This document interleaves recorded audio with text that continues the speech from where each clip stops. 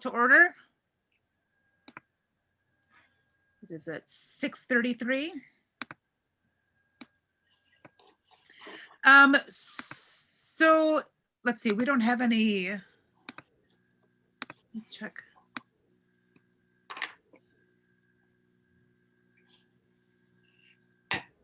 Right, we don't have anybody else, any citizens here that I see on the participants, is that correct? Okay, I just want to make sure. Debbie? I'd like to meet Karen, though. Yes, of course. Thank you. Oh, sorry, Karen, you're still muted. All right, now we're ready. Hello, good evening. How's everybody doing? Good. How about yourself? I'm doing great. Can't wait to get started. Thank you. Yeah, I'm doing the secretary duty, and I'll do my best to get everything great for you guys. Great. Excellent. Thank you so much. It's going to be really helpful. Oh, you're very welcome. No problem. My pleasure. Okay. So with Ida not here, if I understand correctly, we don't have a quorum, so we can't vote on anything, but we can still meet. Is that correct? We do. There's 5 of us. 5. Oh, you're right. I forgot to count myself. Sorry. I was like, where do you see the 5th person? Oh, right in front of me. Okay, awesome. So I sent out the February 4th and the February 18th minutes. Does anybody have any changes they'd like to bring up? Don't we don't vote to accept them first? Oh, do we? Don't we vote first and second, and then we have discussion? Well, before you do that, you need to have a roll call, though. Normally there'd be a motion to approve them and then a second and then discussion. Okay. But first we have to have a roll call. Roll call. Thank you. You mean for attendance? I think so. Yeah, you should do that. That's true. Karen, I believe all of our names are correct on our screens, if that's helpful to you. Yeah, that's exactly what I was just looking at. Okay. So we have Natalie, Debbie, JC, Dr. Effiam, Elaine, and Martha. Perfect. Thank you. Right. You're welcome. Okay, so then the minutes, and we can do it as a batch action, right? We don't have to do them separately? Right. Okay. I think we need to do them separately do tonight because I'm going to have to abstain on the 18th. The minute. Oh, okay. Here. Yeah. Sorry. No, it's okay. It's going to be a fine. I'll bring donuts next time. Okay. I'll make a motion to pass the February 4th. Is that correct? Minutes? Is that the first one? Mm-hmm. Mm-hmm. I'll second that.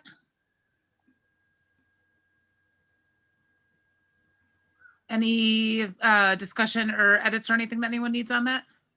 In those minutes? No? Okay. So how do I make it official? February 4th meeting minutes have been approved? Karen will do a roll call vote and we'll vote. Okay, thank you. I need to make myself like a script. You'll get it.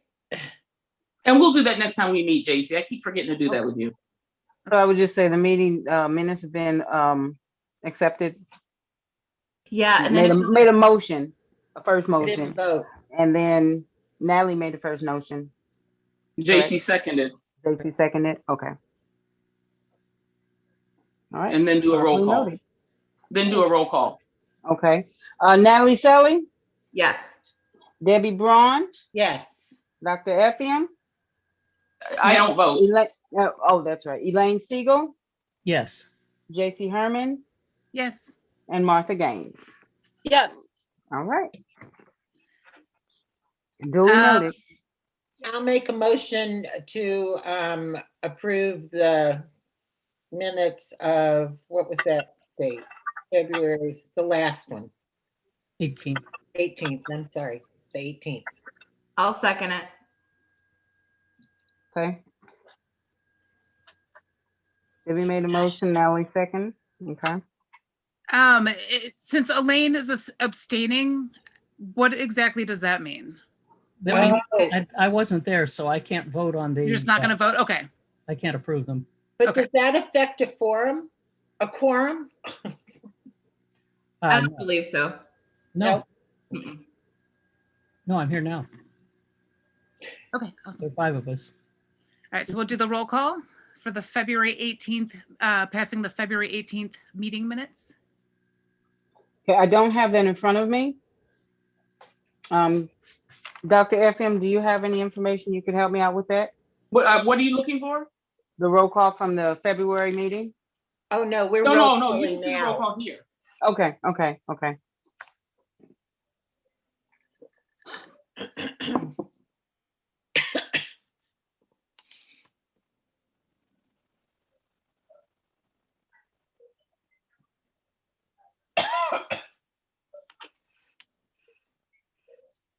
All right, and then Karen, whenever you're ready, we can go through the roll call for the approving those minutes. I'm sorry, I was writing something down there. That's Okay, Natalie Sally? Yes. Is that how you Debbie pronounce Brown? your last name? No, but it's close enough. No, it's not. How do you pronounce With it? It's Salee. Salee. Okay, Natalie Salee, Debbie Braun, Yes. Elaine Siegel, Abstain. J.C. Herman, and Martha Gaines. Same as I just called. Yeah, so we do have to verbally vote when you call our Mhm. names, just We as a did. way to officially record everyone's vote individually. I got you. Okay. Let's start this again. I apologize. Natalie Salee, Yes.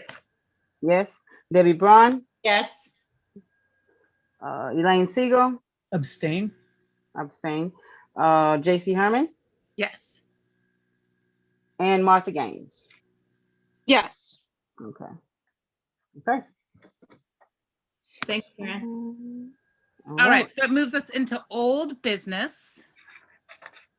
All right, so we are going to take a look at the recommended equity policy and the charter that Dr. Effiam has put together that includes the equity lens. Oh, I was about to try to give you screen sharing as if I'm the host, which I am not. I'll make you the host. Wait. Can you make JC? I'm gonna make JC the host. Okay, and JC, can you do the screen share? I sure can. I have it Okay, ready. You are now the host. You have all the powers. Uh-oh. Use them wisely. It's funny when I'm with the kids and I'm not the host, they get very frustrated with me. Okay. And so while she's pulling this up, this is you all, like, we ought to give ourselves a clap of praise, because this is what we started out from the very beginning trying to get to. An equity policy that would guide the work of the board and the district. And so there are several components to it that make it a single policy. And let's walk through those one at a time.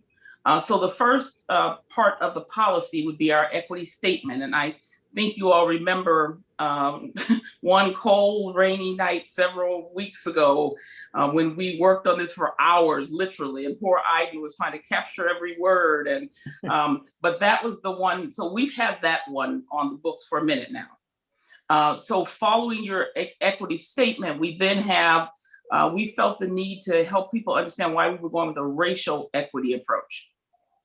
And I'm just going to walk through this. If I'm giving you too much, tell me to stop. But it says our approach to achieving diversity, equity, and inclusion is rooted in principles of racial equity. We have chosen to have an intentional but not exclusive focus on race to address systemic racism and other forms of oppression and exclusion.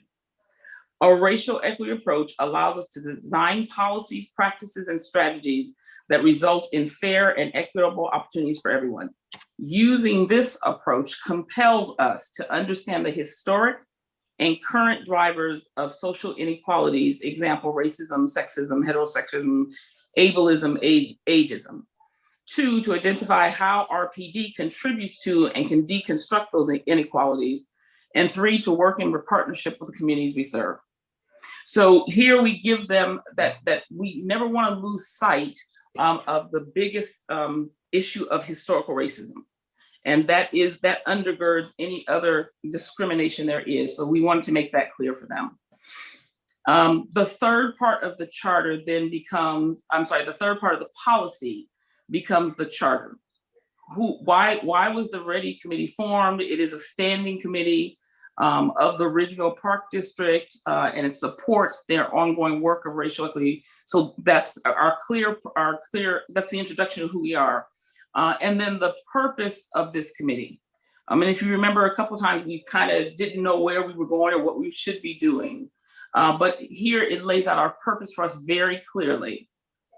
As you'll note, I won't read it, assuming that you've read these. I'll just take questions on any of these. But as you'll note, the whole goal, first of all, is to become a culturally competent organization. And what that means is an organization that can identify inequities and knows how to address them, but also knows how to engage with people from all backgrounds. And so we have both internal work, meaning we've got to look at things like we have to constantly review board policies or practices that come up. We want to look at those constantly and make sure that they are updated, and that the more we do that, the more of this work of equity, diversity, inclusion will get embedded in. So we don't have to constantly go looking for inequities or find them. They naturally rise to the surface. This committee wants to help the organization serve as a resource so that when people are looking for questions about diversity, equity, inclusion, racism, ableism, whatever those are, you don't have to go out and hire a consultant, but rather you have the resources at hand.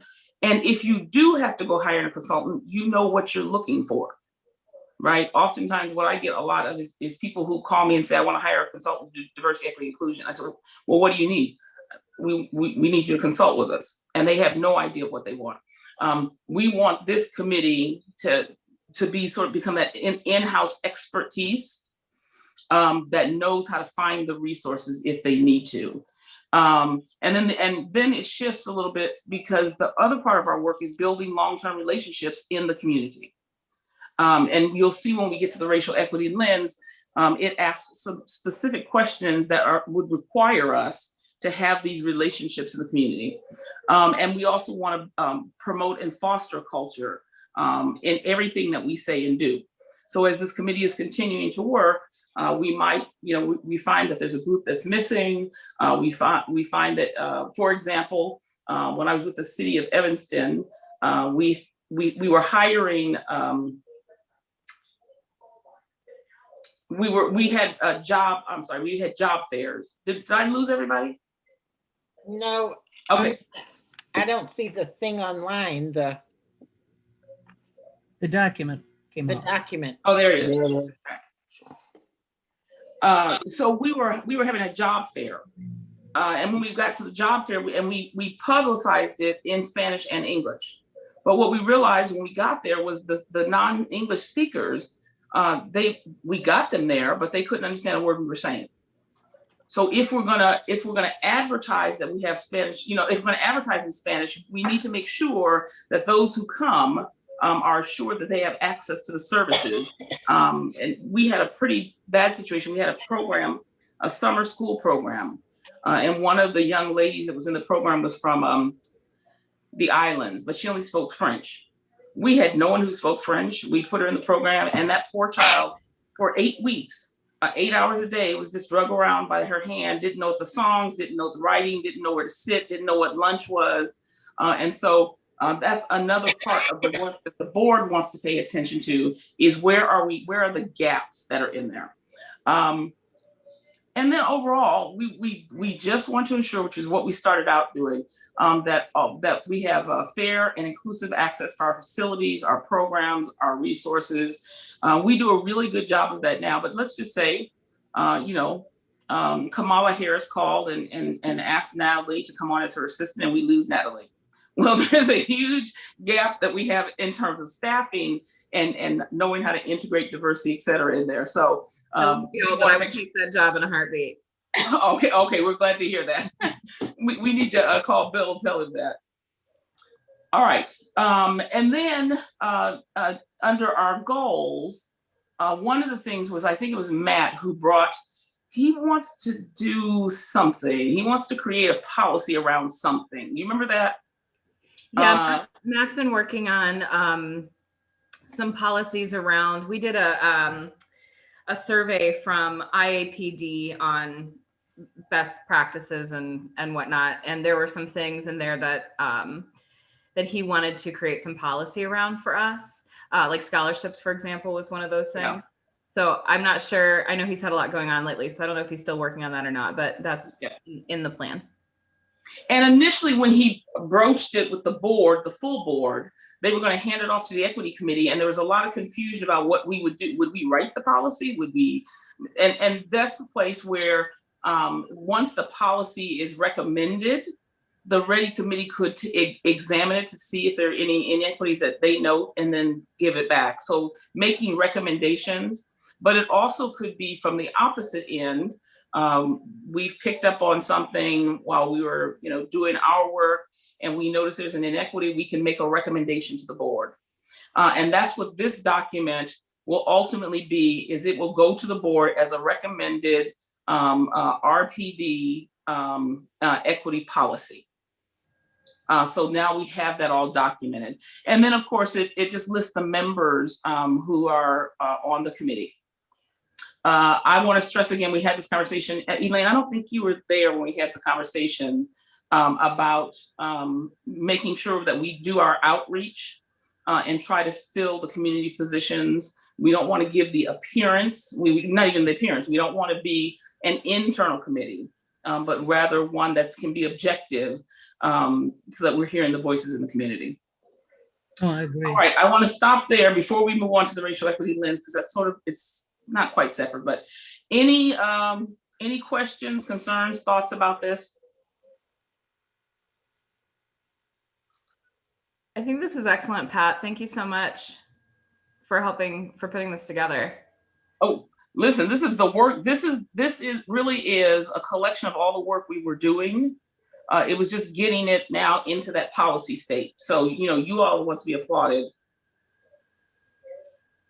Well, I think it's outstanding. I have a tiny quibble. Is this a good time to bring it up? Absolutely. It's really minor. Yep. But at the very beginning of the policy, Okay. I don't know how, there we go. It says that it's committed to advancing racial equity, diversity, and inclusion in all its forms. And then it says, because it's the right thing to do and it makes RPD stronger. Of course, it's the right thing to do and makes RPD stronger. But when I read it, as it started up, I felt that maybe it was centering the Park District more than the community. And that threw me off a little bit, or not threw me off. I found myself thinking that this is, if it had stopped after forms, advancing racial equity, diversity, and inclusion in all its forms, period. I don't think that we have to justify it. I agree with Elaine. I noticed that when I was editing this yesterday, just for grammar and punctuation stuff, but I agree. I think that I do too. easily end after forms. Yeah. So delete forms, period. Yeah. Right. And the next sentence is we embrace. Right. Yep. Okay. And I will do, once we're done with this document tonight, I saw another little edit thing I need to fix. I'll go through this and clean it up so we have this for the board meeting when we bring it to the board next Thursday. You're fabulous. Thank you. All right. Other thoughts or concerns? You'll probably hear my kids screaming in the background. I apologize. Bedtime and they're not having it. I also, want to echo, I think it's really well written. I think it hits a lot of really important points. I think one of the things that I would like to see, and I know, I get that part of this comes from the equity lens, but I would almost like to see, like not like an action plan, but like, you know, when we say we're going to serve as a resource, like, what does that mean? Right. And not necessarily a part of the charter, but like from Ridgeville's point of view, like, this is what we're saying we're going to do, but what actions either are we already doing or can we do to make sure that we are adhering to the charter? Okay, so you're about 3 steps ahead of yourself. Okay. So what happens, but it's a good question. That's exactly what happens from here. Is once the board adopts this, that's when we sit down and set the agenda for the year. Okay. So once they approve this, right, then we go back and say, for example, number 4 says review and make recommendations on RPT policy. We may decide that this year there's no place for us to review, and so that won't be one of our top priorities. On the other hand, we may decide that making recommendations for ongoing training, support, and surveys is critical. And so, and I think it is. We've talked about that. We want to make sure we have the consistent training for all new board members, volunteers. We want that training program up and going. So that's where we set the agenda for the year, is once this is adopted. Okay. But without their adopting this, then there's no action plan to be created. Of course. Okay. We could take it to them and they say, this is not really what we were thinking. Right. Right. Yeah. Okay. But yes, that's exactly what we'll be doing next. Okay. All right. Ready to move on to the racial equity lens? I have a question too. Yes. Underneath the heading racial equity approach, when we go from using this approach compels us, to 1, 2, and 3. In 2 different places there, it says inequalities, and it just makes me realize that I would love to, just for a tiny minute, like talk about the definition difference between inequalities and inequities. Do we want to use one or the other, and why? It should always be inequities. Okay. So that's just my bad typing. Okay, so we'll have inequities there when we do some edits on this in both of those places. Martha, can you tell me where that is again? Yeah, so on the first page, racial equity approach is the heading, and there's a paragraph there, but then underneath that it goes to 1, 2, and 3. Yeah, I see. So within 1, 2, and 3, there's at least 2 different places. Yeah, just 2 different places where we can change inequalities to inequities. Got it. Changed. Good catch, you all. All right, so this next piece is what we've talked about for a very long time, is the racial equity lens. And I know that you all have read it, and but let me walk through that. As we talked about before, it is a set of questions that will guide our decision-making process for evaluating the potential impacts of existing and future policies, programs, and practices. So key here is that this is a guided set of questions. So when we look at this, we have to look at this in, unlike the policy above, we can switch things around up there. The racial equity lens, you don't cut questions or add questions or turn questions around. They're laid out in a very specific format, and I'll get to that. The racial equity lens, so this is also important, this description piece, because as you've heard at several of the, I remember specifically at one of the board meetings, Dan said, did we do that with a racial equity lens? And nobody knows what that means. They think it's, did somebody Black say, yes, this is okay?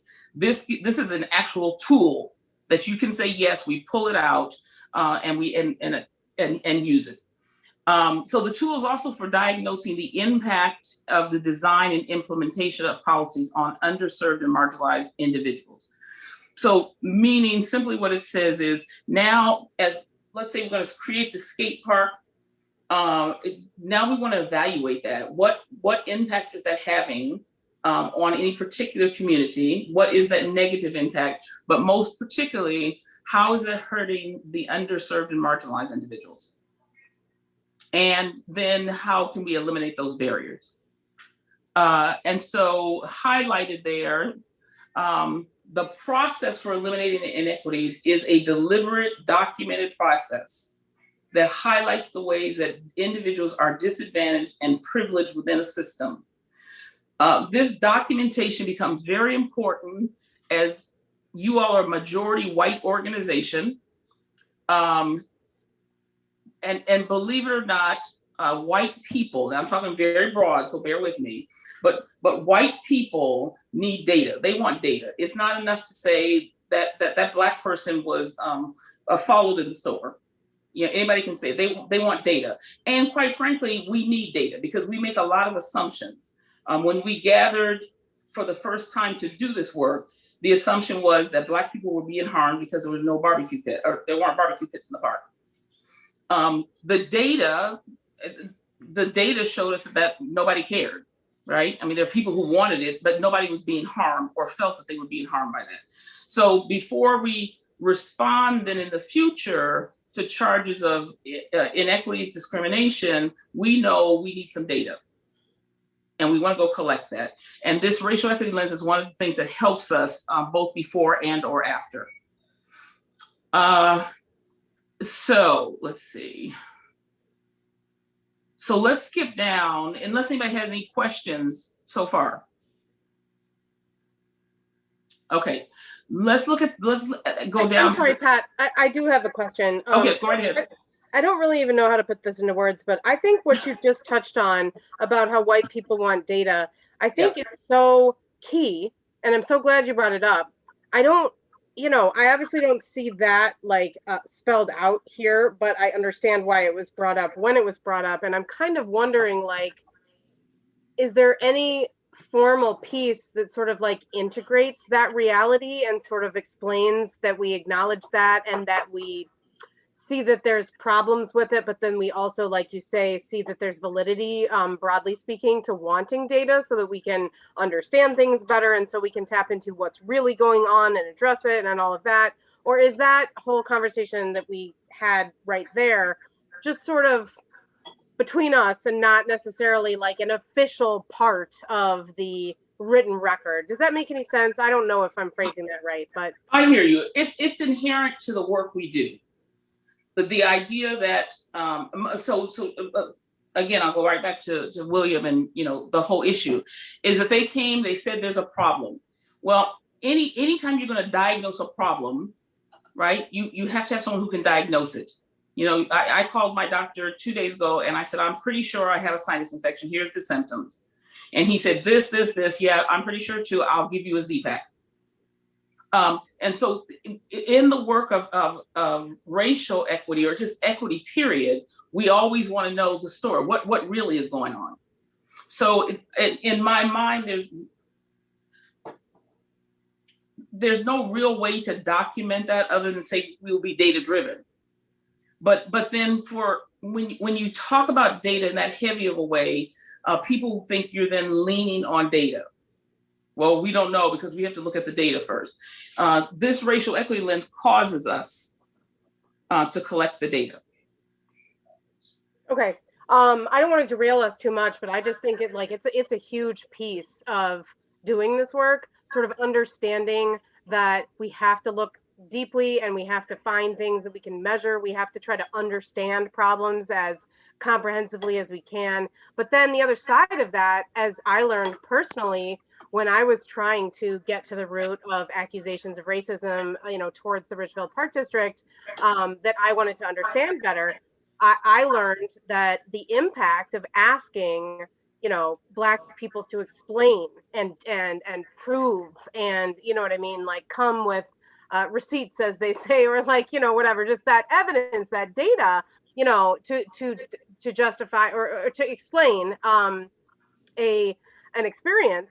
It often creates a couple pretty negative things. One is like a re-traumatization that can happen whenever anyone is called to re-explain, re-engage in a trauma that happened. Another thing that can be negative is, the implication that people don't believe them, and that's why they're being asked to justify, to prove, to, what I mean, to give data, and if they can't, then they're not believed, and that people would say, and there's a danger, of course, like you say, leaning too hard on data because you don't always have data. A lot of people's experiences are qualitative, right? It's like how they felt and what happened in a way that they can't prove. So, you know, again, I don't want to derail us too much, but I just view that whole conversation and that whole component to be really important. And I kind of just want to always have that in our minds, and, you know, maybe be prepared always to consider that with everything that we do. And, you know, you and I can maybe talk about it more later. Because we're actually talking about a couple of different things here. That's number one, why you want to become a culturally competent organization. Is because there are very few people who are going to sit the way we have over the last year and a half, understand impact and you know, all the definitions and what it means, and so that's why we have to create this culturally competent organization, particularly the REDI committee, who has that expertise, who can talk about that data piece, and talking about data in very different ways. So, you know, the reality of how many times Black people have been followed when they go into a store, I will tell you, I ask myself all the time, well, how do I know they didn't follow a white person right before me? So I don't need to prove that because I know my reality, right? But when you're standing up and white people, and then I was followed in the store, it's a legitimate question to ask, right? Not necessarily to ask me, how do you know that was true? But is that really happening? Pat, and yeah. I'm sorry, I didn't mean to interrupt you. No, you're fine. I was gonna say, I'm curious, like, I feel like the burden of data collection though is on us. So absolutely. So if somebody, like, for example, what happened before, you know, one of the things that William had said when he came to us was that, you know, there weren't any children of color in our programs. And at that point, we weren't collecting that information on our registration forms. So it was like, well, you know what I mean? I don't know how to answer that question for you because I don't actually know. And I'm not comfortable counting children and guessing what their race or ethnicity is. But now that we do collect that information, that's data. Now that we have done an assessment, that's data. So in the future, if somebody came to us again and said, I don't see enough children of color in your programs, the burden is on us to say, okay, thank you for like sharing your thoughts with us, and we're going to look at that within the REDI committee, and then we can actually, it's our job to have the receipts, right? Absolutely. It's our job to say like, oh, actually we have collected this information, and here's the percentage of the children in this particular program that they're talking about that are children of color. Is that? And that's what's yes, that is, and that's we're leading right into the racial equity lens, because it tries to anticipate where we might do harm. So let me walk through some of these questions, okay? So the first question is, what is the policy, program, or decision under review? And we can put practice in there as well. But, you know, so someone comes and says, you know, we're trying to do the skateboarding park, and we think it's a great idea. So we label that, we put that on paper. This is the program. And then the very next question is, what groups experience disparities related to this policy? Well, when I heard the board talking about it, this is going to go into a particular neighborhood. It's going to be in a very small contained area. It's going to mean that workers are going to have to be in there early in the morning to take out the pieces, and then they have to put them in the afternoon. Who is potentially going to be experience disparities because of that? Those people in that neighborhood, in that particular corner, right? We might get there and say seniors, and what do we do to mitigate damages for the seniors? Well, we can do some education, but let me not go there that far. The second part of that question is, if I think seniors in that neighborhood are going to be impacted, have we had conversation with them?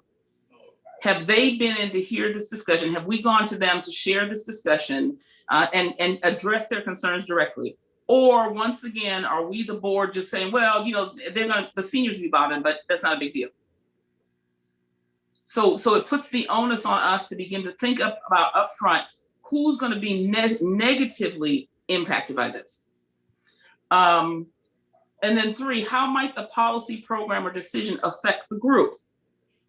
How might it affect that group? I mean, is this going to cause people who normally are insomniacs and sleep during the day, and suddenly they have workers coming in and taking out these big metal parts early in the morning? Is this going to just disrupt their sleep patterns? And that's a significant disruption. So we want to know that. And the second part of that question is, how might it be perceived by the group?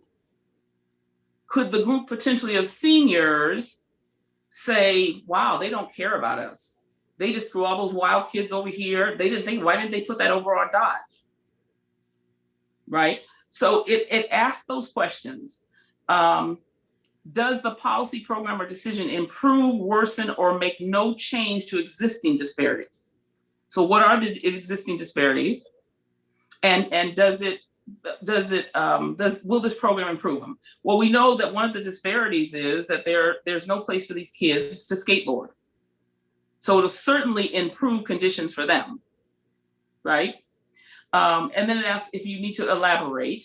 And then does it result in a systemic change that it addresses institutional racism? And I see a typo there at the end of that question. So remember that while the skateboard park, we think, we're talking about a predominantly white neighborhood. We're talking about, it sounds like seniors in an apartment complex. These are assumptions I'm making, right? There's no real cause of concern for us. It doesn't mean we ignore it. We can certainly pass on to the board, hey, but it sounds like they did that already. Let's do some education. Brian, we'll do some education. We'll talk to the appropriate people. Our focus is on racism. Is this going to further distance our users of color? So question number 5, does this policy or program produce any intentional benefits or unintended consequences for the affected groups? So again, if I look at the skateboard, unintended consequences, there's more trash now in that area. People are throwing cups on the ground, leaving things behind, more spit on the ground. Those are unintended consequences, and they must be addressed. So as you can see, I think by now, this is clearly a working document. Based on the above responses, what are possible revisions to the policy, the program, the decision? So Brian and you all looking at the skate park decided that it would have to be something temporary. We just couldn't build a permanent skate park for whatever reason. It had to be temporary, and so that's the change.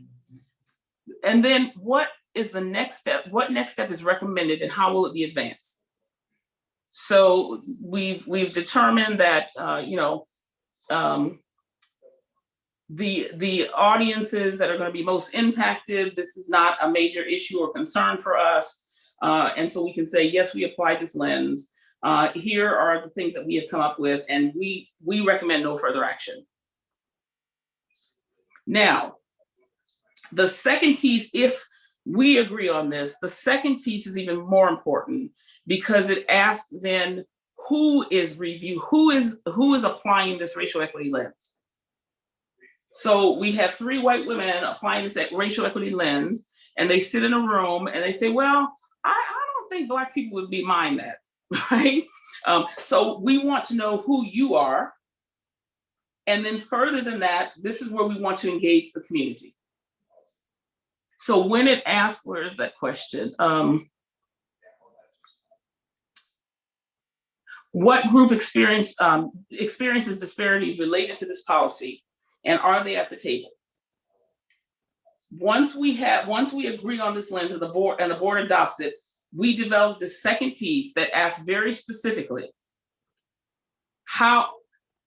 who did you approach? And you can say the Foster Senior Club, where there were 40 Black people. who have grandkids, and so we sat with them and asked them. We asked 3 people walking down the street that appeared to be person of color. We went to the local school. However, that documentation becomes important because we need to hear from them and not from our own heads. And that's why that piece about community engagement is so important. You need to know where and how to find these people. And if they're impacted by this at all. And then you document, yes, we were able to talk to 12 people, or we talked to the aldermen.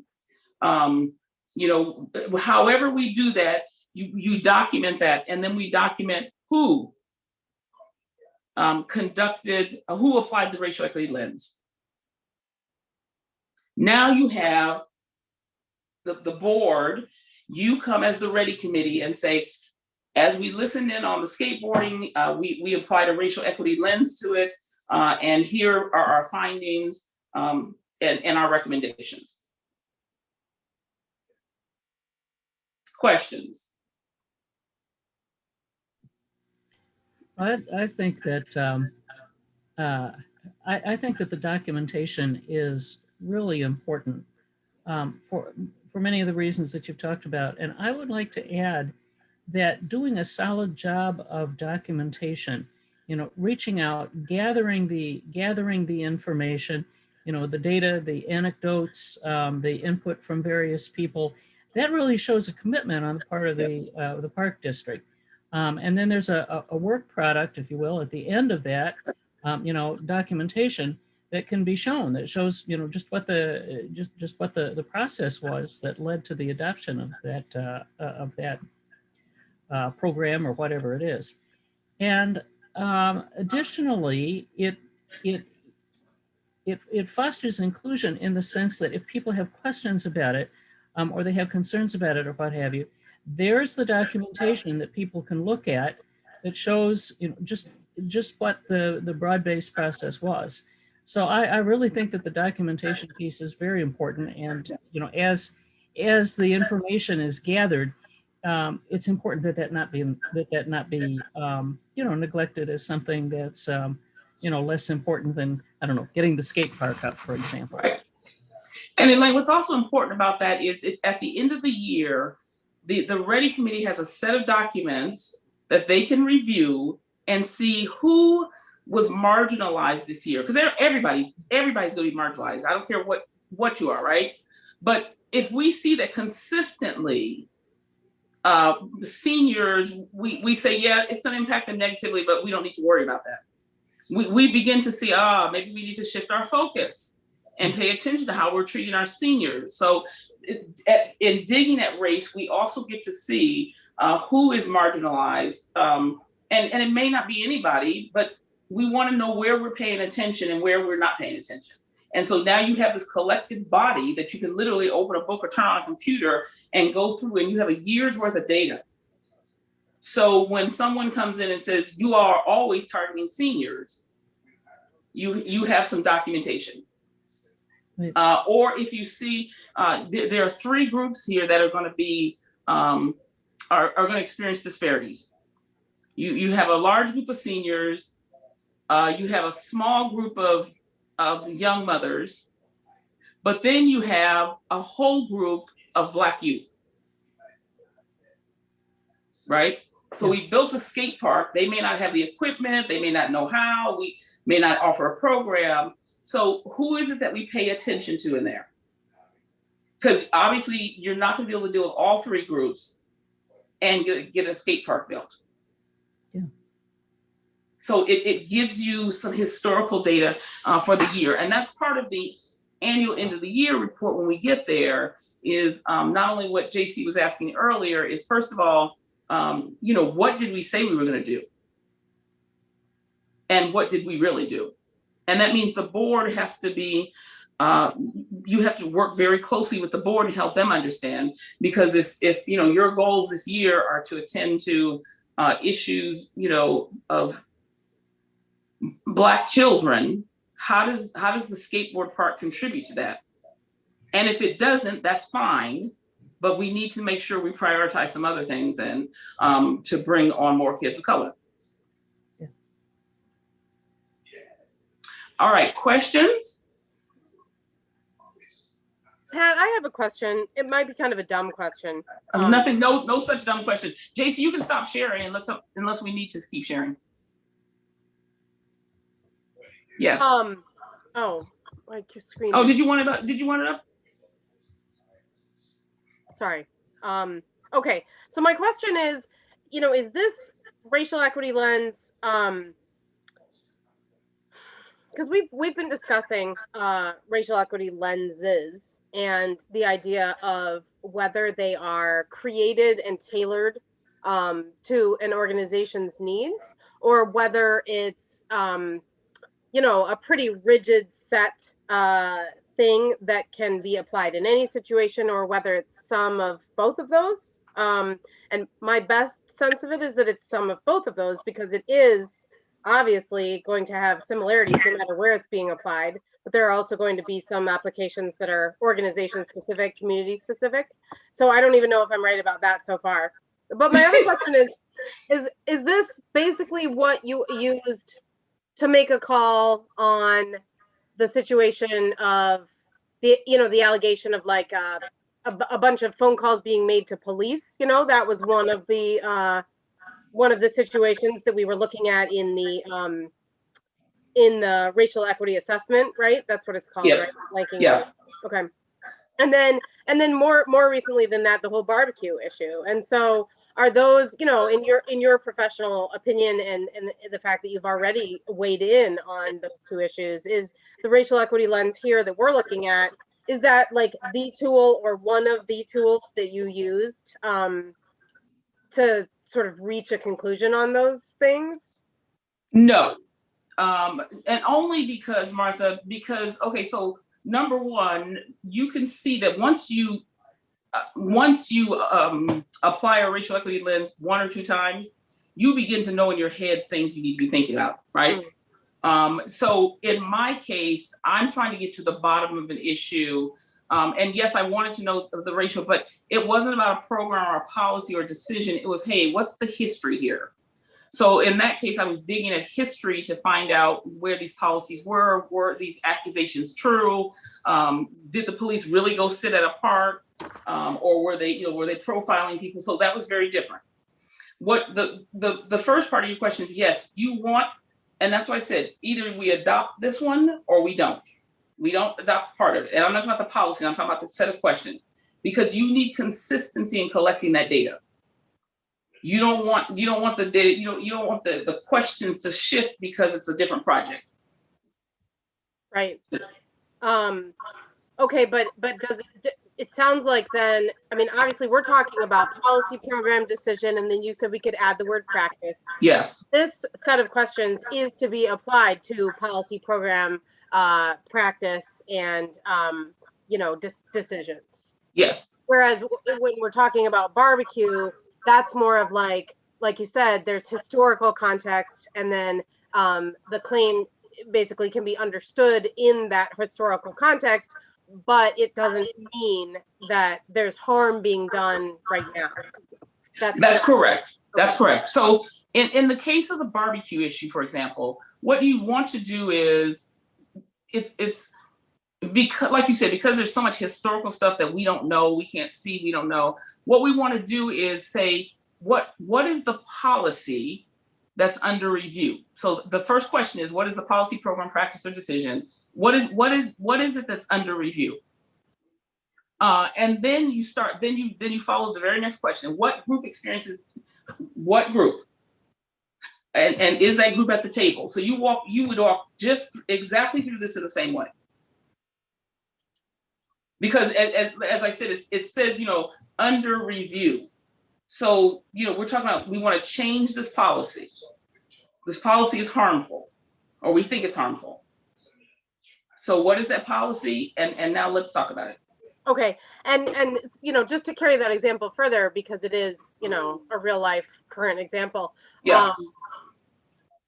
We are, as a board, the Ridgeville Park District considering making some changes to the barbecue policy, procedure, practice, et cetera, et cetera. And so in terms of like, you know, outlining the specifics of what those changes will be, or the proposal for what those changes will be, we can use this racial equity lens to Oh, yeah. assess the changes. And Oh, absolutely. yeah, okay. And so, I mean, some of these questions I feel like might be more quickly and easily answered than others, because some of them, I mean, number 2, for instance, you know, what groups experience disparities in this context, and are they at the table? You know, if they're not at the table, I mean, that you gotta find a way to get them at the table, right? Well, and that's why it says, if not, why? And then that second sheet, that the worksheet I was asking you about, it says, where do we find these groups? And when you brought me in, I connected with the Black church. I went to, we did town hall meetings, we did open meetings, I knocked on some neighbors' doors. Yes, you have to get them at the table. What this also does is it slows down policy being plowed through in a single meeting. Somebody just really wants to get something done. Okay, but let's apply a racial equity lens.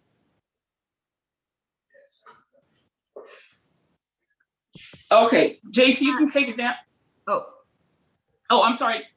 Pat, I just have a quick question. So just kind of on that same example. Yep. So if we were bringing like the barbecue policy, which actually doesn't currently exist, we don't really have one. That's okay. More or less the problem. But let's say like that accusation was made and the board wanted to refer that to the REDI committee. And so we decided to look at that part of the ordinance about open flames with like through the equity lens. So when we get to the second question that says what group or groups experience disparities, do we just say people of color because that has been brought to our attention and that's been called out? Or do we further examine that and say maybe people of color, but also maybe A, B, C, D, E? Like this is where this work is very important, is we do not want to work with any assumptions. Okay. So we can say there what groups experience disparities, none to our knowledge. Therefore, we recommend doing a quick survey. Okay. So that we find out who's going to be impacted, right? Okay.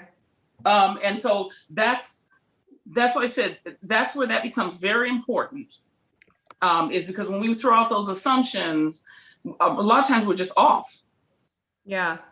Well, and I'm asking, like, I'm thinking, well, somebody actually brought this to us, right? Okay. A person of color from the neighborhood brought this concern before us and said it's racist not to have a policy or to have a ban, whatever, because it's inequitable for people of color. So like in that circumstance, we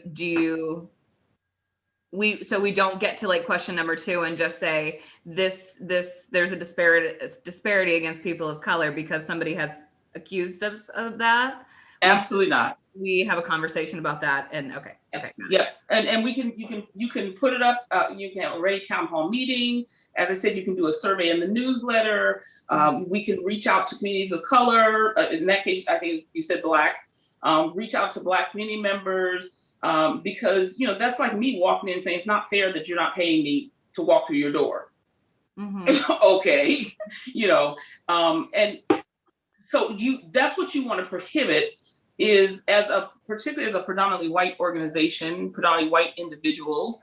What you really want to do is to be able to fight the blowback, right? So that just because someone says it's racist, that we're going to do our due diligence. We're going to attend to that charge, but we're not going to assume that charge is right or wrong. I see. That makes sense. Yeah. So when we went out, like I said, we found it was Williams' problem and Dan Coyne's problem, but it wasn't. I'm sorry, I should have said that public meeting. But I mean that was their charge, and people believe it. It's not most people just don't make stuff up, walk in and say make stuff up, but we also tend to speak for marginalized people. Mm-hmm. Is there some drafting here that might be helpful to focus that a little more? For example, we've got, the first question is what's the policy, program, or decision under review? And, my thought is that should be something that we're looking at pretty systematically. We've got these policies, we've got programs, proactively take them under review. And then I think the second question, would it be a little more logical to say, or a little more productive to say, is there a disparity? Are there disparities? If so, what might they be? Because it seems to me that as it's framed right now, question 2 assumes that the policy or program or what have you has been brought into question. Yeah. But shouldn't we be doing the questioning up front to see, before something gets in or something that's in place, are there disparities that are coming out of this? Yeah. And, and then start reaching out, start talking, finding out if people's experiences are, that they're experiencing oppression or discrimination or other adverse effects that are not the intended consequences. Well, of course, they wouldn't be the intended consequences. Yes, Elaine, and Natalie has agreed to wordsmith for us. Yeah. Anybody else can contribute. That wasn't meant to, but yes, there are, because now we have the gist of what we're looking for. Right. Yeah. What is that, Elaine? Do you feel like that second question is easily solved just by putting like a could potentially or may, like what group may experience disparities or could potentially experience disparities? I guess I would, the way that I think that it might be framed is, what's the policy under review? Are there disparities related to this policy or program? Not what are, and then how does it affect different groups? So that we're starting off. If somebody comes and raises an issue, then it's ready-made for us. We've got it there. It's been put on the table. But in terms of what our role is, should we? I would say yes. Should we be examining these things, to see if we're spotting issues, or if issues are coming to us? Either whether. I don't think that we should sit back and wait for people to complain. No. We ought to be out there looking and talking with people if we see things that look like they're problematic. And this should go hand in hand with the board agenda. So as you're sitting in the board meetings, and JC in particular, but anybody, but JC, as you're sitting in the board meetings and something comes up about the skate park, we need to bring up the issue. We'd like to apply we recommend you apply a racial equity lens to that. Yeah. So that, as you said, Elaine, that we're paying attention because we are the gatekeepers for this work, right? And as much as we'd like the whole board to be it, they're not thinking, they're thinking about the barbecue policy, or they're thinking about how to get skateboards in. And so we should say, this is a place we would recommend you use a racial equity lens. In the board meetings, am I allowed can I just interrupt and as they're discussing something and just pop myself in and say, I suggest that, or do I have to wait for my chunk of time? Natalie? When you're doing the REDI committee report? No, like when they're talking about the skate park, right? Yeah. Can I just pop in and be like, we would like you to refer that to the REDI committee so that we could apply a racial equity lens? Yeah, I think because Martha and Debbie are both on the REDI committee, I think they'll be aware of that. You know what I mean? So it'd be their place to say something. Yeah, but I think if you wanted to be acknowledged and say that because you think it's appropriate, you can ask. You can raise your hand and ask to be acknowledged, and I'm sure Martha would let you speak. You're delivering a report within the board meeting, so it's the same as me. I can't just pipe in my opinion on things whenever I want to, but sometimes I have information, or I can answer questions. I'm sorry, hold on. Does that make sense? Yes, it does. And actually, any board member can ask for something to be sent to the REDI committee. Yes, but I just mean in the middle of a meeting, you guys are in the middle of a discussion. Oh. How do I make sure that happens? Well, here's one of the things I would recommend is when you get that board packet, that you read the packet. So that, okay, two things. You want to read the board packet to see, does the REDI committee need to pay any attention to this? So that when you get to your section, you can say, and on the agenda, I would like you all to consider. But also remember, this is a training. We don't wake up tomorrow with a beautiful page paper and hand it out to people. This is a training process, and we will train the board as well. And we won't train them in step by step how to apply the equity lens. They can certainly sit if they want to, but we want them to say, here's one of the ways that we'll be working with the board to start applying an equity lens on a regular basis. This is the form that we will be using, so that the board also understands, becomes aware, hey, are we doing this with an equity lens? Okay, that makes sense. And Martha, back to your point a little bit, there is one equity lens, yes. Now, when you get to hiring and vendors and bidding, you would have a separate form for that. That looks a little different than this one. Okay. Yeah, that's helpful. I'm glad you brought that up, because that's something that's definitely been sort of talked about, at least on a surface level in the past, is, are we, can we, if so, how do we prioritize Black-owned businesses when we're doing business, relating to the district, and knowing how to do that, knowing, making sure somebody's paying attention to it, period. But, we some of these things there are rules about, like, if the work that we're doing is above a certain amount, we have to put it out to bid versus just, under that amount. I think it's up to Brian's discretion if he wants to use somebody he's used in the past or whatever. There's more flexibility there. We don't have a set policy for anything relating to the race of the ownership of a company that we use. And so, like, the proper way to do that, and if there are any relevant, laws or rules that we have to abide by that relate there, that's a whole category of stuff that we can go into at a later time, And the big thing about that, the city's been working on this for 3 years. So, you do have some major challenges there. Number one, how do you identify whether it's a Black-owned business, a Latino-owned business? I mean, how do you identify that? And if they choose to identify, that's fine, but you're not going to get a lot of that. The biggest thing with bids and vendors and such is you want to make sure you're getting it into the hands of diverse people. So, for example, if you want to get anything out in the Evanston community to the wider Black community, send it to the church, send it to the pastors. They will get it into the hands of the electricians. And so it's more about, and then you can begin to track, how many applications are you getting from a variety of sources? Where did they come from? So those are the bigger issues. And so, yeah, it's a bit of a challenge. The city, we were just working on this 2 weeks ago, and the big challenge for the city is we had a contract go out for lawn care. And they hired a company, an all-white company out of Wilmette. And the aldermen were arguing, wait a minute, now we have plenty of local people of color who are cutting lawn. We're talking about grass cutting.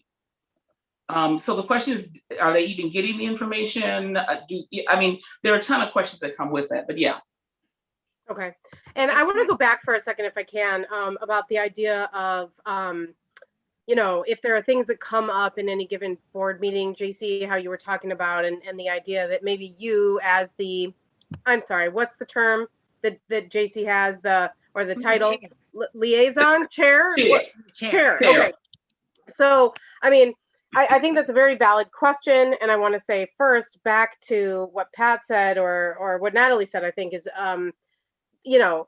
even though you are the chair, JC, of course, in any given board meeting, you're likely to have Debbie and or me there too, unless it's a meeting that one of us can't be at. So hopefully between the three of us, it's sort of like, something that would be like, well, wait a second, we need to talk about how, racial equity factors in with this particular thing. I think that, that that's a great question. First of all, is like, how do we kind of chime in? How do we integrate that work into the board meeting instead of just the work that we do in our committee meetings? And I just want to echo everything that Natalie said. And Natalie, correct me if you think I'm wrong on this. You know, of course, any citizen who comes and speaks a citizen comment, they can't just chime in. That they're just not allowed to. That's not the structure of the meeting. They can't chime in whenever they want.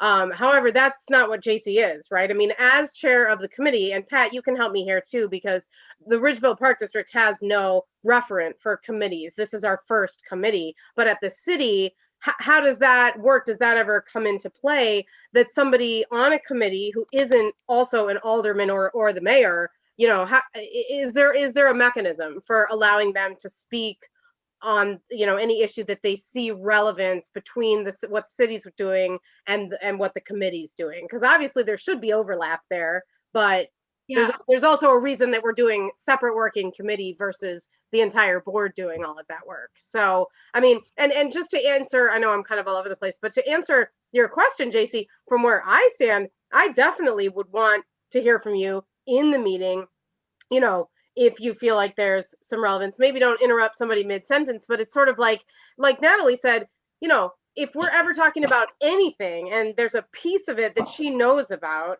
then she might either say, hey, can I like add something? And of course the answer is yes. Or somebody might even on the board say, well, I think we should talk to Natalie because Natalie's somebody who probably can weigh in on this. And then Natalie's just involved in but obviously that's more natural since you're sitting up there with us and you're the program director, Natalie. JC, you know, maybe we need to kind of. I didn't sit up there until recently. When I first started at Ridgeville, I sat in the audience to deliver my report. And it was still the same kind of thing. I obviously couldn't like engage in conversation because I wanted to like talk to everybody, but people would address me and ask me questions. So I think it's the same thing. And especially now that we're remote, you know, people that are watching don't necessarily know the difference. And I don't think it would matter because even if we were in person, you could still acknowledge JC because she is the committee chair and she is addressing the board and giving a report. So I think there's a couple of different parts.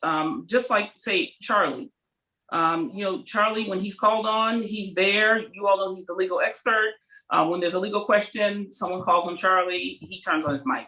I did the same thing as your consultant. I strongly recommend that. And I really think it should come from JC or the chair. And the reason that is because again, we want to give credibility to this objective board, right? That can work independent. They're community members, and so certainly the board members should contribute where when necessary, but it really should come from JC. Okay, that all makes sense, and especially the go through the board report before anyway. But like looking at it from that point of view is a little bit different. Yeah, that REDI committee, we want them to have their own voice. Okay. So here's my recommendation then. Natalie, are you still agreeing to accept comments from anybody offline in case there's some language changes? And then if I can be put upon you to separate the racial equity lens into a second page, a page unto itself. Once that's all cleaned up, the next step should be to take this to the board and ask that they adopt this policy and the equity lens. And can I ask a question about that? I like your idea of having the racial equity lens on its own page, including the description of it, and then the section called by utilizing racial equity lens, and then the 7 questions, right? Yep. So my question is, you know, is that something that we can like link to as a Google document or however we link to it on our website so that that's available to the public? I would imagine that's part of the goal here once it's approved. And then before, a while ago, JC had such a great question, which is, what are the action steps? You know, we've got introduction, we've got the purpose of the committee, we've got goals, we've got members, and then we go into the racial equity lens. And it's sort of like so much of this is solid gold, but so much of this also begs the question, okay, how? How do we do these things? Well, that's what I said. And you answered her that she was getting ahead of herself. No. But so my question is, when are those next steps going to happen in terms of how we spell out action? And sometimes action is going to be context based, right? That there's like something we're taking action on, and until that thing happens, we're not there yet. But some of it is more general, right? That these goals are just there, they're set. And so how do we achieve those? So I guess and that's what I'm echoing JC's question. Yeah. And I just want to stress here that you have to remember that there is right now, this does not exist. So we cannot even think about action steps until it comes into existence. So we're ready for it to go to the board to be adopted. As soon as it gets adopted, that's when we then go to the metric. That's when we set our how many ever goals we're going to set for the year. That's when we put the concrete steps to them. For example, beginning March 1st, we will apply an equity lens to all new projects, and we will do that. And so that's goal number one. So you've got to set those goals, but until this is in existence. And I think we know, the board trusts us, that we've done really, really good work here. They will adopt this, right? But Charlie could come in and go, oh, well, legally you can't say, so until that's up. So our next meeting would be exactly that, a goal setting meeting. Okay, great. Is that helpful? Yeah, totally. Natalie, you can make as pretty or as fancy or this, know how to format it for RPD. Yeah, and I understand correctly. I'm going to make 2 separate documents. Yes. Policy, and then I'm going to separate the lens, all the lens information. Yes, but I want, it's all the lens is part of the policy. I just want it on its own page. Yeah. That makes sense. The policy, yeah. So the equity lens, the racial equity policy, is our statement, our approach, the charter, and the lens. Yeah. And it seems like the things that are formatted in the table could go together on one page, so that the table doesn't break in half and go on to the next page, and that will probably help the racial equity lens all fit on one page too. Yeah, that's why I said, now you can make this as pretty as you want. Yeah. You have the content now. You do what you do now. Okay, can I ask one quick content question? Yes. Elaine, this is kind of for you. I just want to make sure that I got this correctly. So for the racial equity lens questions, the first one is, what is the policy? And I added practice in there for everything. What is the policy, practice, program, or decision under review? Then the second question would be, are there disparities related to this policy, practice, program, or decision? Is that correct? Yeah, I'd break that sentence up into 2. Maybe it'd be another question, I'm not sure. But then are there disparities? And then the next question would be, what are they and what groups experience them? There'd be a step where you're, qualifying and quantifying what it is. So could it be, are there disparities related to this policy, practice, program, or decision? If so, what groups may experience disparities related to this policy, practice, program, or decision? Are they at the table? Because I'm thinking of, again, that this ought to be a proactive process. We're looking at things, as the, well, we're looking across the spectrum of the policies and programs and things, and so it doesn't assume that some problem or issue has arisen. We're trying to anticipate possible problems as we go along. So maybe that sentence is broken into 2. Okay.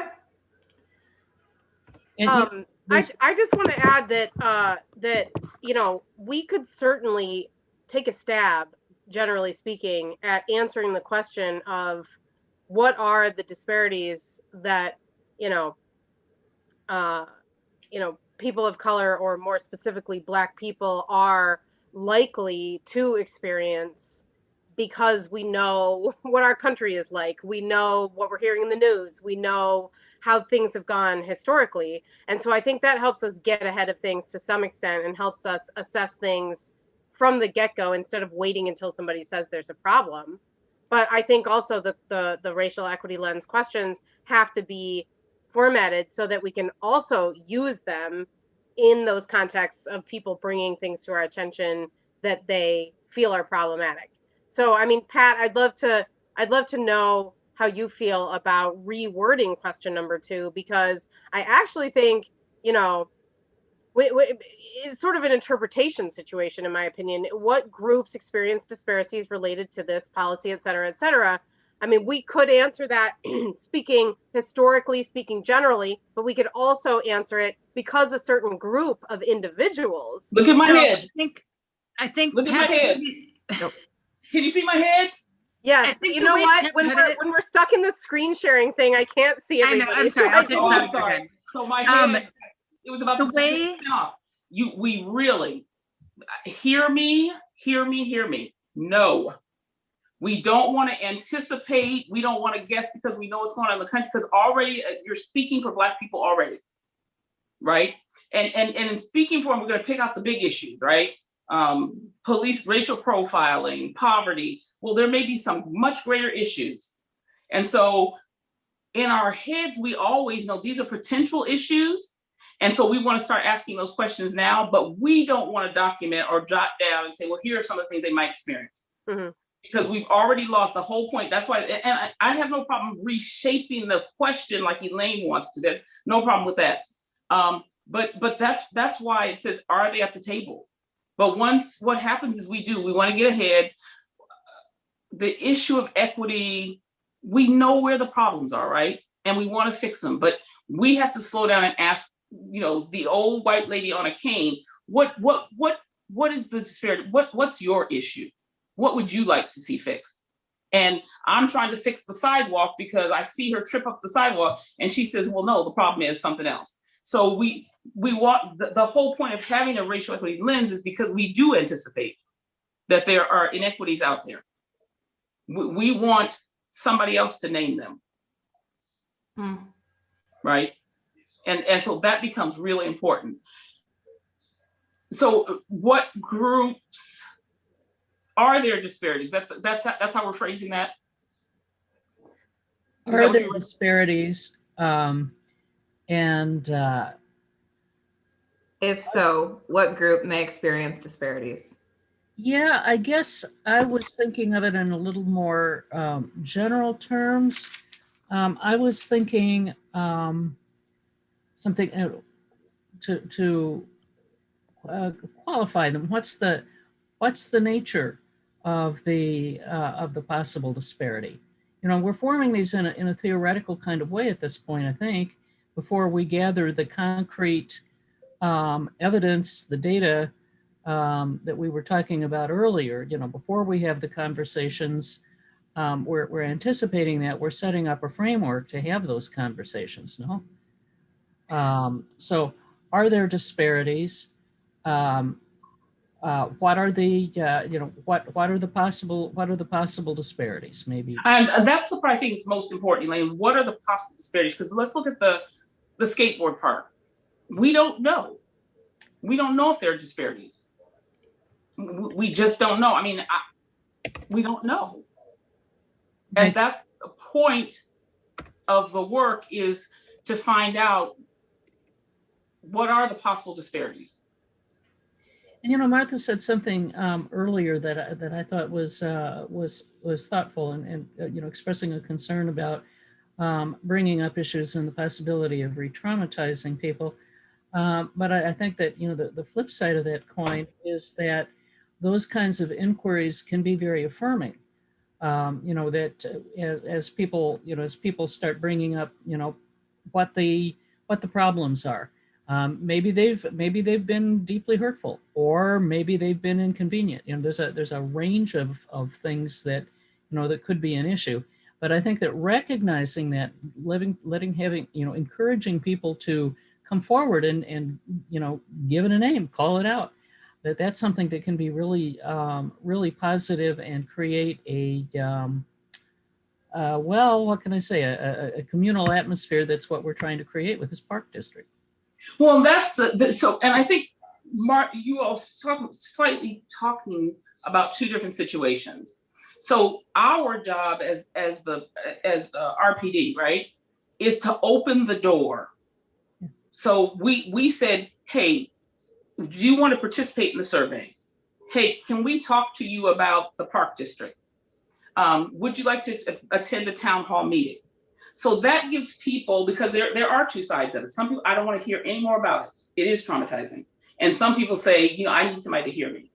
So the work that we do is to open the door. And that's why I said we have to build relationship with these communities so that, you know, you all talked about the last meeting, we talked, Elaine, last month we talked about the group attending some meetings with me and getting to know some of these communities I'm talking about, the Black clergy, to come and introduce yourself and get to know them, to ask their input, so that when we come to the skate park question, and we don't know if that's going to impact Black community or not, you can say, hey, let's reach out to the Black clergy. Let's see if we can get on their agenda and pose the question to them. Right? So you build relationship with these various groups so that you have a place to reach out to people, and it's a give and take. But this one here is specifically meant, it's going forward from here. We're going to apply this. Now there's still some places we can apply it, and some of the older policy that comes up, some reviews and all of those things. But what is the policy? What's the program we're talking about? And then, like you said, Elaine, what are potential? You said it best. I can't. Are there potential disparities, or are there disparities? Right. And if so, well, yeah. If so, what are they? Yeah. And I don't think that we have to be too specific, because, you know, at that particular juncture, when we start asking that question, because we want to be able to explore, you know, the issue in its broadest context, so that we can be weaving together the different, you know, ultimately weaving together the different groups that comprise our community. Yeah. Does that make sense? Makes perfect sense. Natalie, makes sense for you? No, I'm confused.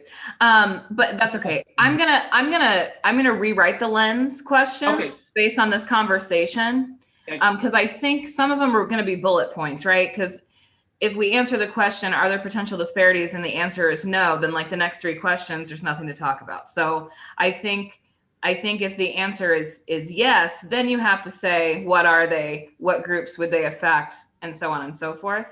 So does it make sense to format it as like one question with like bullet points below it if the answer is yes? Yeah, and I actually have a sample form of that. Let me see if I can pull it. You work on it, but I think I actually have one from the city that actually is formatted, and it has the blanks. And so if that's helpful, I'll send that to you. Yeah. I won't promise I have it, but I'm pretty sure I do. That's what I was going to say. There was one of the other ones that I had found. I think maybe it was Oregon. I don't know. I can find it for you again. That had, like, you could use a format. As a sheet. Yeah. Yeah. If you can find that, JC, just send it to me. I understand the conversation that's happening. I just want to like format it properly so that it makes sense. But I understand the gist of what we're. Yeah. And that's what's important. That's why I said you do your thing now. Can I ask a question too? I think I'm actually a little bit confused, because in the event that we have people in the community coming to us and telling us that there's a problem, then, as somebody said earlier, it's sort of like we know who that group is. We know what the experience is that's being brought to us, and we have that substance. We have humans, and we have their experiences, and that's something we can work with. We look into it. We collect data. If there's data to collect, we answer these questions. But if we don't have people telling us there's a problem, that's where I'm confused. I'm sort of feeling like, and I totally hear you, Pat, and this is a problem that I've seen on the board already, that white people are speaking for Black people. And then in some of those instances, when we look into it, they're speaking out of place. You know what I mean? They're speaking, I think, you know, from a kind-hearted place and all that, but not accurately. You know what I mean? It reminds me of your story of the beach tokens. It's like it's an oversimplification and erroneous to say that, you know, white people have declared that more Black people need to be at the beach, and the reason they're not is because the beach tokens cost money. That's the problem, and so we know how to fix it. And it's like, it turned out that's not quite what's going on, you know? And so I'm trying to figure out, you know, do we use this racial equity lens all the time? Do we whip it out, you know, every single time we're doing something new and apply it to what we're doing? Or do we only get it out when we feel like we need to look closer at something because somebody has said that there's a problem? No, You know? okay, so the issue of racism, individual racism, right? This lens is not going to help that, right? That's not going to help that. If someone's coming to you and saying the water, you know, you're poisoning Black people in the neighborhood, that's not that's not a question for us, right? On the other hand, so that just goes as a complaint to the board, right? And then the board can say, can you check into this? And that's where we begin to go do some research like I did, right? Go, you know, who made the complaint, what happened, where was it said? That's separate from this racial equity lens. This racial equity lens is really meant to get at our practices, our policies, our procedures, decisions, how we're making decisions. So in those cases, yes, that's when we whip this out. When we hear that you know, someone has come and wants a skateboard park, we should already be going to action. We should already be thinking about this through the racial equity lens, and then come back as the board is doing their work. I'm sorry, JC. No, I'm sorry. I just want to see if I'm clarifying this properly. So the Okay. racial equity lens is going to be used for institutionalized Absolutely. things, whereas the individual occurrences that people have are going to get dealt with on an individual basis. That's correct. Okay. I just wanted to make That's sure I correct. understood that division properly. Right. So somebody comes and like, yes, that's exactly right. Well, can I use an example? Because I think sometimes when we speak generally, that's where I personally get confused. So barbecue policy, okay? In the future possibility, the quite likely possibility that we are going to be making changes, and as Natalie said, really just fleshing it out more than it ever has been, answering questions instead of just not having, you know, a lot of content there when it comes to what the policy is, which of course forces us to say, what is the policy and why? And what's the proper way that people obtain permission, or is permission even required? And if so, when, and blah, blah, blah. Well, one of the things that I have been considering is whether there would be sort of a reservation fee or some sort of a, you know, fee that includes cleanup by staff if the party is big enough or whatever. If we're going to have designated barbecue places and people want to barbecue there at a certain date and time, you know, it's a question of, do we actually have a reservation system where people put their name in? Yes or no? Or can anyone just use it anytime? So that's one question. If we're going to have a reservation system, are we charging anything, or is it free? Well, in the event that we decide we want to charge, again, hypothetically, I don't know if this will end up happening or not, but plenty of places who have barbecue grills or fire pits do charge. You know, it's not at all uncommon for people, for organizations, park districts, etc., to charge. So it has been suggested that charging a fee would be racist. Because, okay, let me stop you.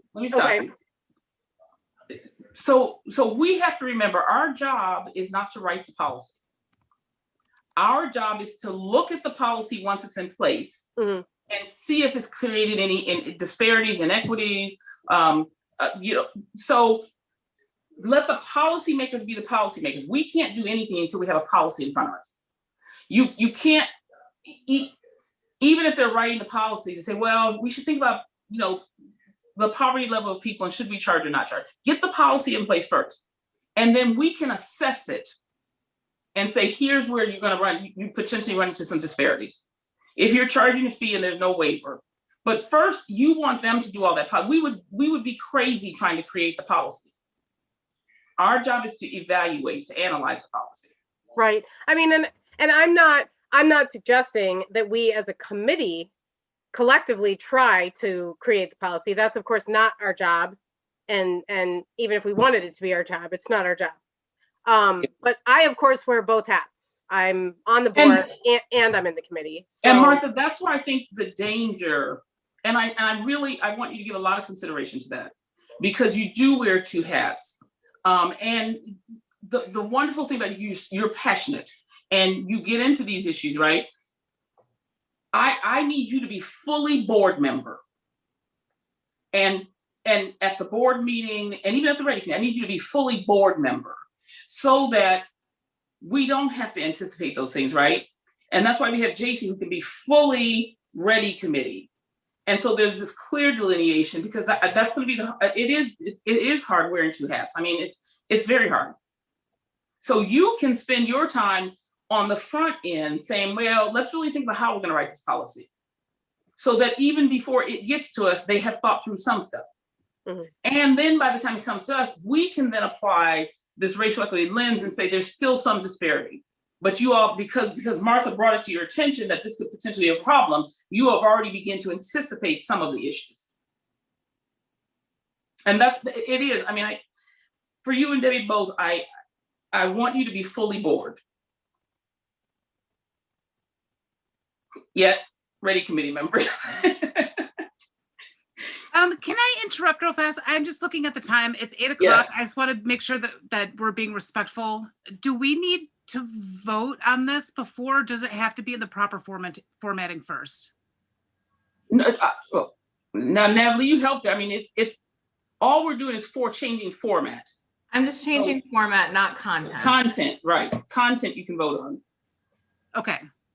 I would say that if we're going to vote on this tonight, I don't know technically how we could do this other than the fact that when minutes are taken, we approve them the next meeting. So if there are changes, like we could vote on the content, but we could also vote. We did this at the board recently, actually, that we literally voted on something twice in order to just confirm that second time that the first vote stood. I can't, Debbie, do you remember what we did that on? Yeah, but I think this is different, honey. I think, if I'm right, I think we're voting tonight whether to send this forward. Am I right? To the board. It wouldn't be a final.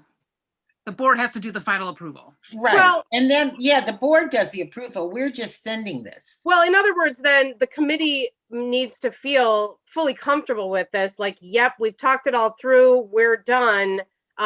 We're ready for the board to look at this. I think that is what we need to vote on, if I'm right, tonight, whether we're going to accept it or not accept it. I don't really believe that there's a content change that's going to happen to this. Well, if I might weigh in, I think that that the fine points of drafting, changes here and there, they can affect the content. And my feeling about it is that it wouldn't hurt to wait another couple of weeks to get the language finalized. One of the reasons that I say that is that one of the advantages of having a good, carefully documented study using the equity lens, that you have a final work product that would withstand scrutiny. Not only will it draw all of the community into a participatory relationship with the park district, but on the other hand, were there to be people who were disaffected, who brought a challenge to something that had been submitted through the equity lens, that having a very carefully structured policy is something that would stand us in good stead. I guess I'm confused, Dr. Afiyama. I was under the impression that this can't really be changed a whole lot. It either is the equity lens or it isn't. And the board, we really don't change it a lot. The board can change it. Yes, so I think you're all saying the same thing. I just think that what it sounds like, Debbie, is that there are others who'd like to see it in its final format. Okay. So the way it's going to be formatted, give it a once over a good look, make sure it's really what we want to send on. So then we can just table this discussion. Well, we don't need to table it. Or just stop it. Yeah. Until the next. I'll make the formatting edits. I'll have them ready to send to everybody, or well, for JC to send to everybody for our next REDI meeting. And then hopefully And then we can discuss And then we can continue point. discussing it. And then if we all green light it, then we can take it to the board in April. Because So- the reality is that the board could say, no, we don't like this at all. We're not accepting this. See ya. Yeah. I mean, But it makes sense. We but should I'm just like saying. it first before we ask the board to like it. So yeah. So my recommendation is once JC sends it out, is really take it apart, pencil it, redline it, comment, so that when we come to the next meeting, there's some recommended changes or edits or whatever.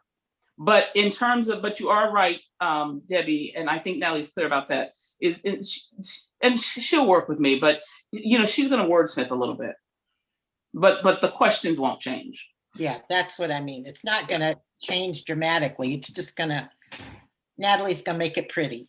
Yeah. I'm just feeling like with the formatting changes and also the fact that we should probably wrap this meeting up, but if it weren't for time, I feel like maybe there would be a bit more discussion just to fully flesh out, everything. Like, I have a question that's maybe not super tiny, which is, Pat, when it comes to actually using the racial equity lens,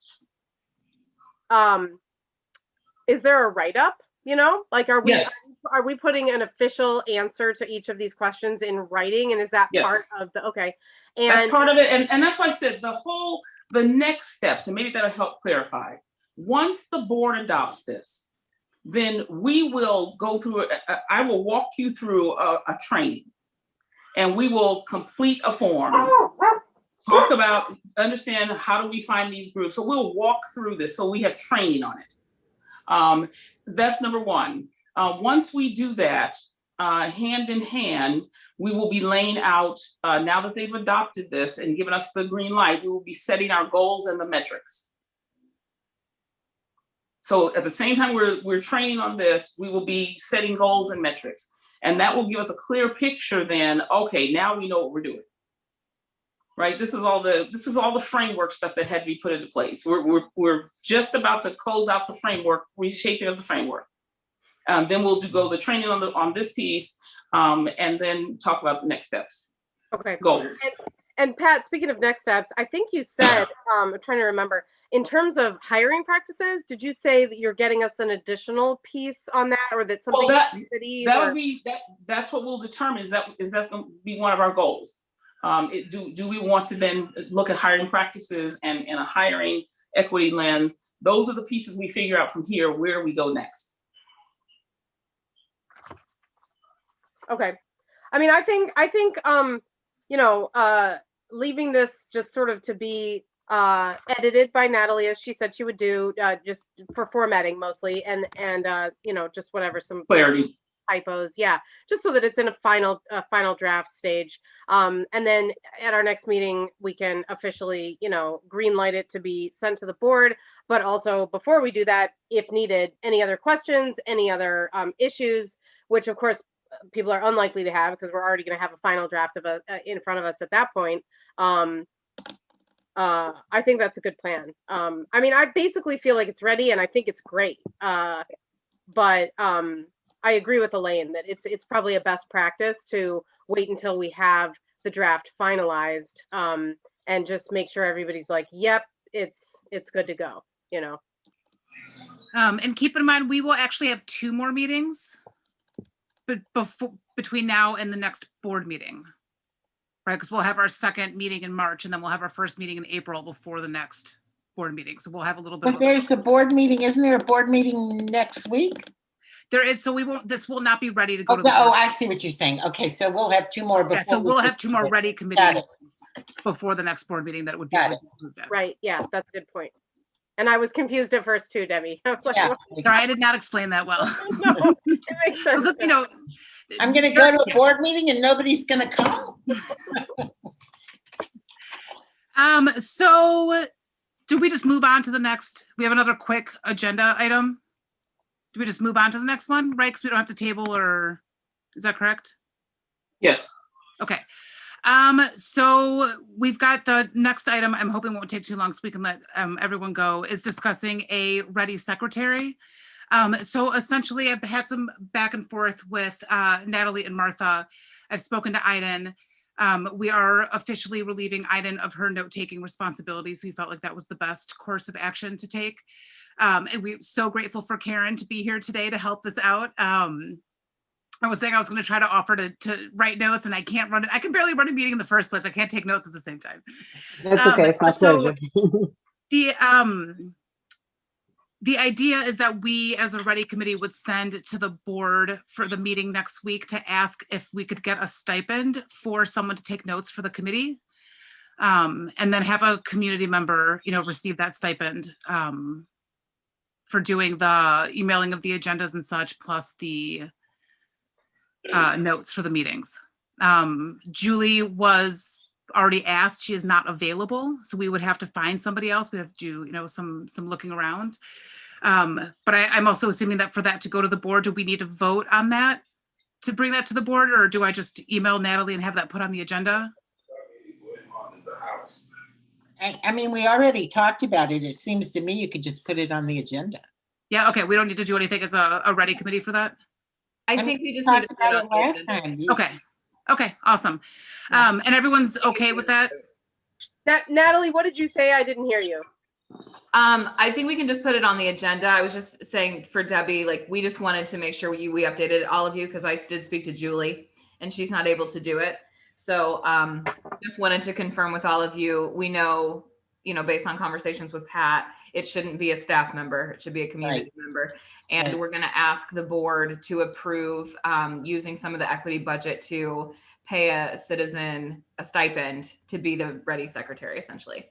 Okay, in terms of taking minutes and distributing documentation, blah, blah, blah.